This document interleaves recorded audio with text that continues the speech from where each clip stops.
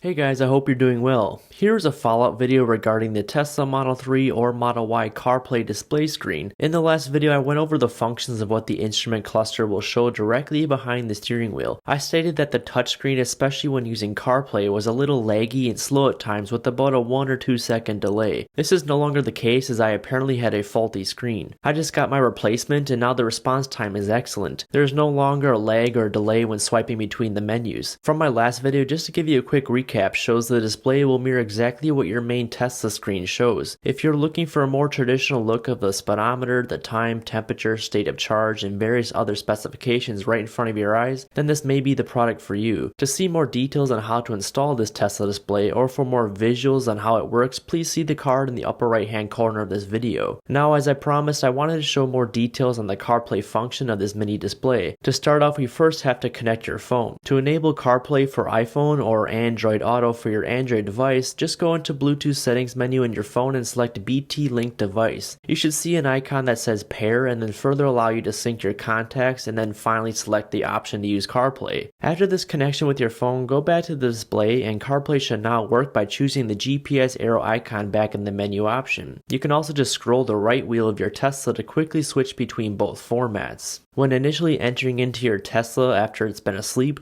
the mini display will auto-enable and within a few seconds the CarPlay will activate and your phone will be mirrored onto this mini display. Again, the screen is very responsive and I did not notice any lag or delay when swiping between different apps. Should you want CarPlay to consume the entire screen, just swipe your finger to the left from the right hand side of the screen and then choose this gear icon. We are then able to select the CarPlay button to then choose full screen. Under this menu, you can also choose Android Auto should you have an Android device. The screen will then restart and it may take 5 to 10 seconds for your phone to reconnect to CarPlay. Now we can see the application is now in full screen and I have to say the clarity is very good. The quality of the screen is quite nice and you can see when I use Google Maps how everything just quickly responds as I scroll around with the touchscreen. When it's time to play something, as you can see here through Audible, the sound from my experience will initially come through the internal speaker of the mini display. I found that hitting the pause button on my main Tesla display and then pushing play again will then stream the content through the Tesla audio system in the cabin.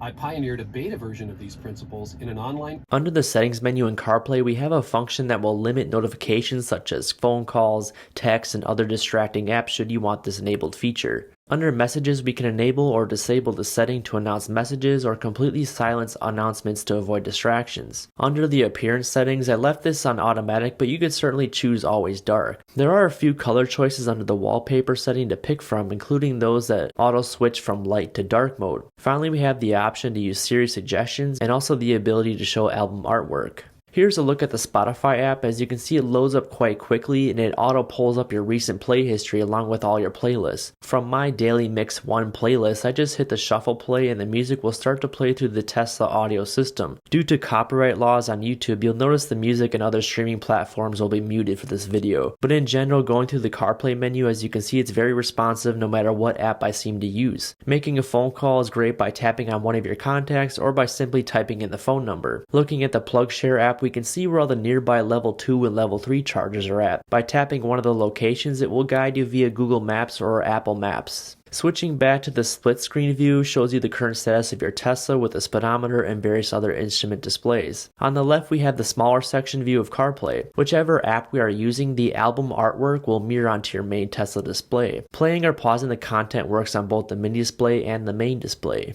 A lot of people have been asking about using Waze maps in their Tesla, and I'm happy to say that now you can with CarPlay in this mini display. I really don't use Waze maps, but if you're one of those who loves using this app, just know it works great through this accessory. I noticed no lag or delay when using this app in CarPlay. Tapping on this orange circle icon will also report any on-road issues such as police, a crash, traffic, and hazards along with the map issue. I was quite impressed with Waze in general in comparison to the Tesla navigation. It just seemed more intuitive and the amount of data you receive when driving is far superior to even Google Maps in my opinion. It just gave me a greater warning for upcoming railroad crossings to hazards on the road or even reports of speed traps from other Waze members. I might end up using this app in the future just to see how it goes. When streaming your music or listening to an audiobook and using Waze, there is even an ability to see multiple windows at once. Just tap on any one of these squares to bring up your streaming content or tap on the map to widen the view of the road. This is all present even with your Tesla instrument cluster to the right. There are quite a few customizations to choose from, and as I said earlier, we could completely remove the Tesla instrument cluster display and choose the full screen mode on the CarPlay menu settings. I want to answer a question many of you have asked regarding the air vent being blocked. If you are someone who wants the airflow going directly to your face, this screen unfortunately will block the flow to that area. This newer screen, however, has a reduced size in comparison to the other models where it blocks much more airflow. I found it best to either have the vents split or have them tilting upward or downward so the air can somewhat get around this mini display. I would not say the blockage is extreme, but certainly manageable. But again, the airflow to your face is limited compared to what we are used to. One more question I had was about this special cable need for certain types of Teslas. If you have a performance Model 3 or a performance Model Y,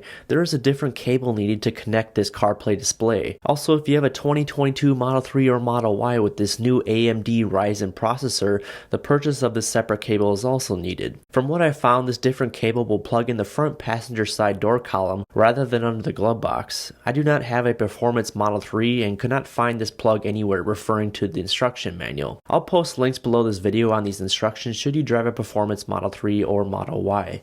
Going back to CarPlay functions, I'm sure there are many other apps that will work with CarPlay compared to what you saw here earlier. If you would like to see any other apps being used on the Tesla mini display, just let me know in the comments below. To see my full list of Tesla accessories, be sure to check out my new website at evanmichaels.com, where you can find everything in one place. If you have any questions, just let me know and I will certainly get back to you. Again, my name is Evan, and I'll see you in the next one. Bye.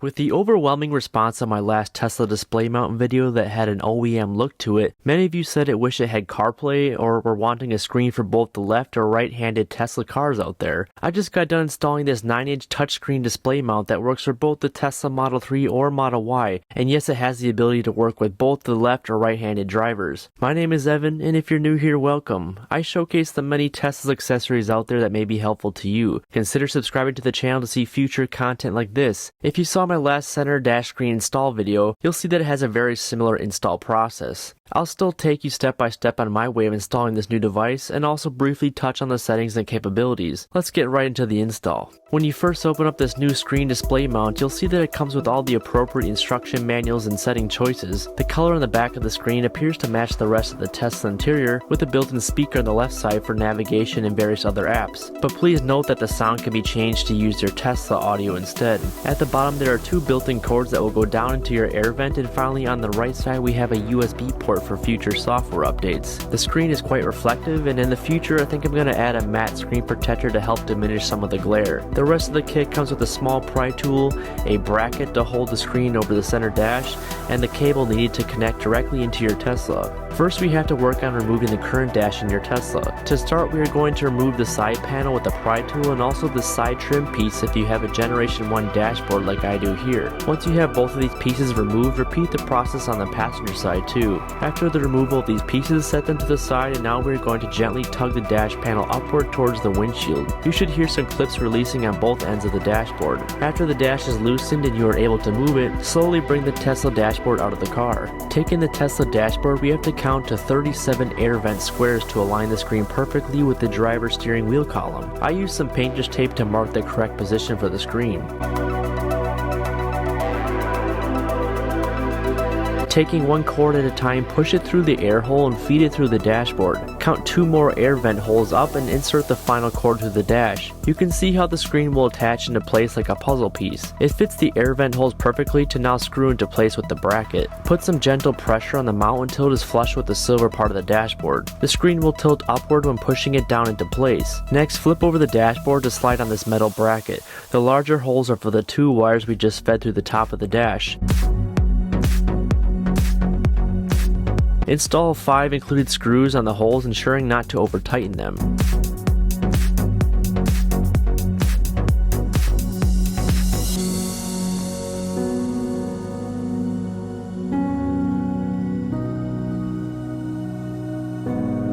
The screen should now be snug onto the dashboard without any movement. We now have to remove the upper panel on the passenger side just below the glove box. Taking your pry tool, remove the 4 plastic pins, and depending on your model year, there may be a torque screw to remove also.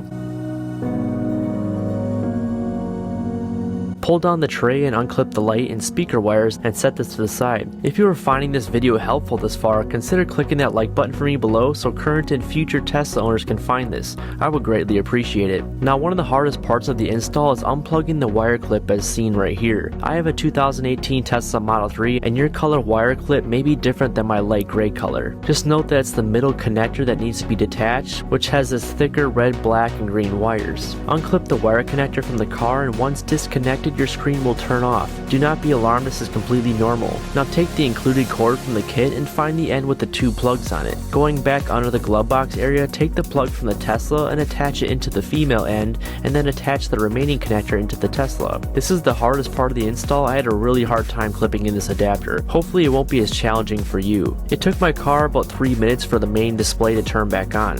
If it does not, please ensure all your connectors are properly attached. After these are installed, we now have to hide the cord from under the glove box by using a pry tool or your fingers. Tuck the cord right above the trim like so. Remove this side panel and place the cord upward as you see here.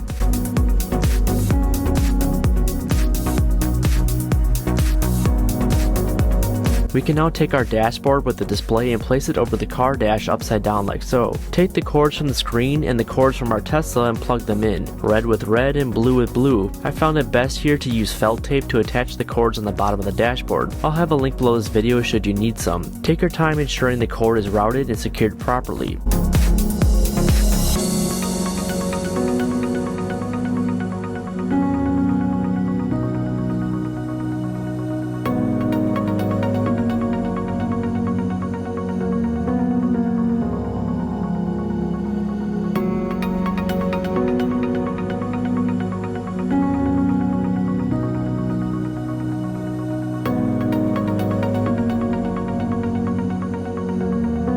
Now flip over the dash and gently slide it into place, aligning the clips with the base of the dash of your Tesla. Use slight pressure on the top to push downward until you hear it clip into place.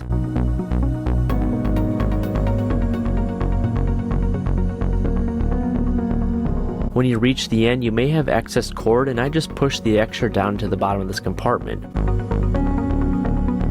Now reattach your side panels and dashboard clips on both the driver and passenger side. They should just snap back into place.